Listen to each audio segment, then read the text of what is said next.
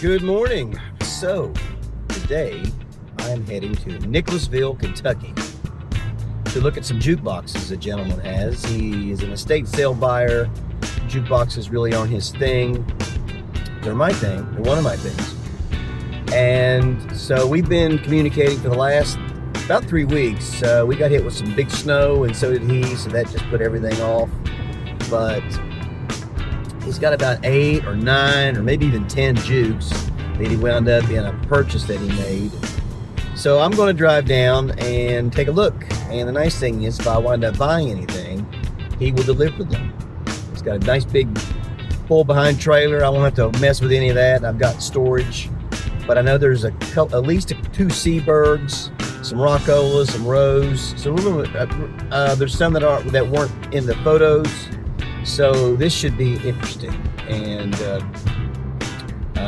yeah, so we'll see what happens. We'll see how this plays out. So I've still got about 90 minutes before I reach Nicholasville. Just having some different thoughts on my way there, you know. Just a little tip. I'm not bringing anything home today, obviously. I'm driving a car. But anytime you go look at something, take your toolbox.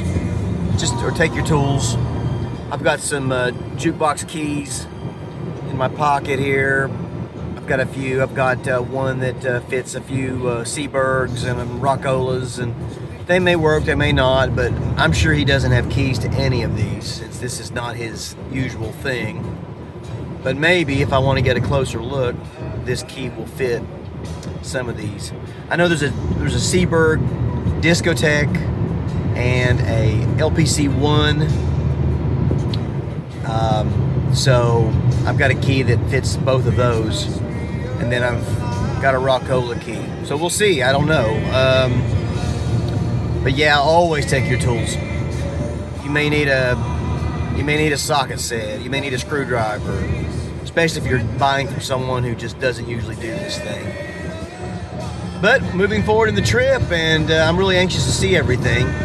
I'm not sure exactly how many units he's got. I think about 10. So just got here, and I'm not going to act like the door hasn't been opened yet. Jim was waiting on me, and I've actually seen these already, but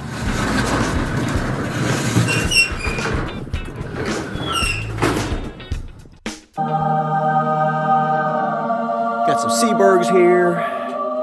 Got some Rowe AMIs. I think there's about 12 or 15 of these things. I figured maybe there were 8 or 9, maybe 10. And we talked about some stuff. He's shown me some great pictures. And that was one that I was interested in. And it's fairly overwhelming. There's one here that's just empty. There's no guts. But yeah, some Seeburgs. Some Rowe AMIs, maybe a Rockola, mostly Seeburgs though, and Rows. But this is something else. It's definitely something else. There's some computerized jukes here. I really like this one. Very different Seeburg. I like this one a lot. There's a couple more Seeburgs back there that I have taken notice to. And you know, you look for things like how does the chrome look, that kind of business. I like this discotheque here. Good chrome, just dirty. I'm familiar with the mechanism. It's basically, well, this one's I think this is a 480. This is a Seeburg, and it is. It uses the LPC1 type mechanism, which I'm very familiar with. So a week has passed, and didn't get to show you us unloading it because there was just too much work to do. But they are here in my storage unit. Jimmy just left, driving a big giant rig, delivering all the machines. And yeah, I'm glad I was here yesterday and made improvements with my storage unit. So let me show you what I got. So all but one machine is here. He's going to bring it down on another trip. There just was not room in his very large trailer, but we got most of them. But there's some good stuff here. They're dirty. I'd say a couple of them may just be good for parts, but for the most part, most of them can work again. And that one there is just basically a cabinet. There's no internals. I really like this one, and I've worked on a lot of this Rowe here. Worked on a whole lot of those. And this is a T1, I believe. Great sounding Rowe AMI machine.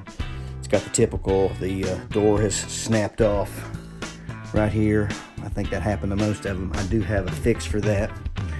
And then got 3 or 4 here of this model, Rowe AMIs.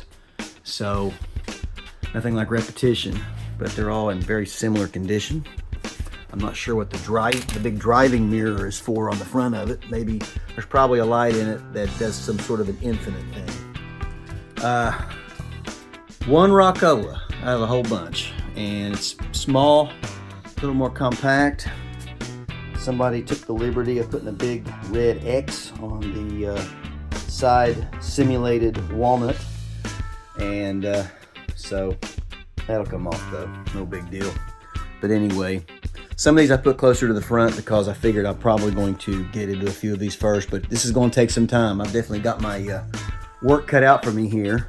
So several Seeburgs, several Rowe AMIs, one Rockola, and then there's another Rowe AMI that's still in Lexington. So, but yeah, this will keep me busy for a while.